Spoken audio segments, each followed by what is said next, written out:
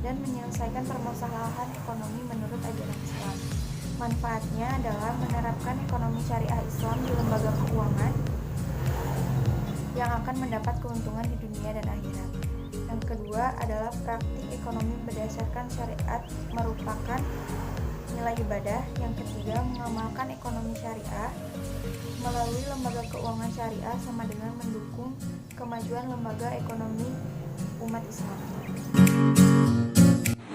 Assalamualaikum warahmatullahi wabarakatuh. Perkenalkan, nama saya Siti Novitasari dari kelompok 6 mata kuliah PAI. Saya di sini akan sedikit menjelaskan tentang pengertian zakat. Apa itu zakat? Zakat adalah sejumlah harta yang wajib dikeluarkan oleh seorang muslim dan diberikan kepada golongan orang yang berhak menerimanya sesuai dengan syarat yang telah ditetapkan. Adapun syarat wajib zakat yaitu 1. Beragama Islam, yang kedua berakal sehat, dan yang ketiga mencapai nisab.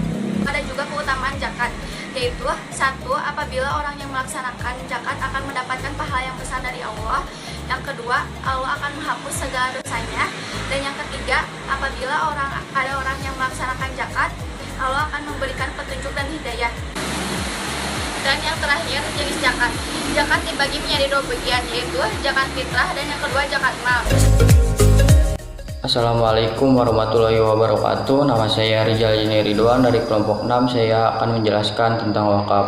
Wakaf secara bahasa adalah menahan, sedangkan secara istilah adalah menahan harta yang dapat dimanfaatkan untuk kepentingan umum tanpa mengurangi nilai harta, bertujuan untuk mendekatkan diri kepada Allah, dan pahalanya pun akan terus mengalir meskipun wakifnya sudah meninggal. Jenis wakaf dibagi menjadi 3 bagian: 1. Wakaf keluarga, 2. Wakaf khairi, dan 3. Wakaf mustarak. Wakaf keluarga ditunjukkan untuk anggota keluarga dan kerabat wakif. Wakaf khairi ditunjukkan untuk kepentingan umum, dan wakaf mustarak ditunjukkan untuk keluarga dan umum secara berlangsung. Berdasarkan penggunaannya dibedakan menjadi 2 bagian, yakni mubashir dan istismari. Mubashir adalah harta wakaf yang dapat digunakan secara langsung seperti masjid, sekolah, pesantren, dan lain-lain. Wakaf istismari adalah wakaf harta yang digunakan untuk penanaman modal, produksi barang, atau pelayanan. Terima kasih. Assalamualaikum warahmatullahi wabarakatuh. Di sini saya akan menjelaskan sedikit mengenai infak. Infak adalah salah satu ibadah yang bisa kita lakukan untuk menyempurnakan amalan.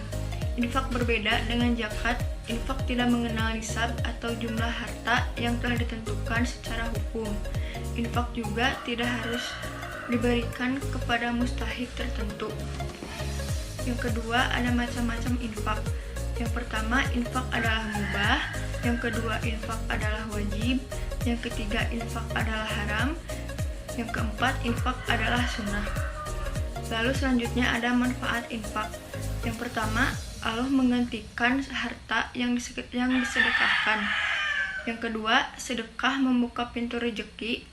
Yang ketiga, melipat gandakan rezeki. Yang keempat, memperpanjang warisan.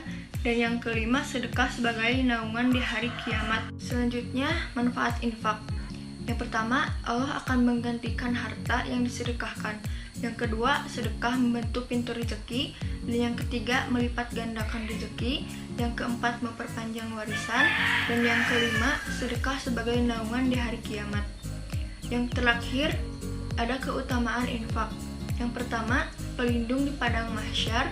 Yang kedua, penghapus dosa. Yang ketiga, ganjaran berlipat ganda. Dan yang terakhir, bekal menuju akhirat. Perkenalkan, nama saya Anta Arinyal dari kelas farmasi. Di sini saya akan menjelaskan tentang sedekah. Sedekah adalah mengamalkan atau menginfakkan harta di jalan Allah. Namun ada juga keutamaan sedekah, yaitu 1. Akan termelipat gandakan pahala orang yang bersedekah. 2. Sebagai penghapus kesalahan. 3. Tanda ketakwaan. 4. Indikasi kebenaran iman seseorang. Ada juga macam-macam sedekah, yaitu tasbih, tahlil, tahmid, bekerja dan memberi nafkah, sedekah harta atau materi. Contoh sedekah yaitu 1. Memberi makan dan minum kepada yang membutuhkan. 2. Ikut melaksanakan kerja bakti. 3. Memberi saran dan kritik. Terima kasih.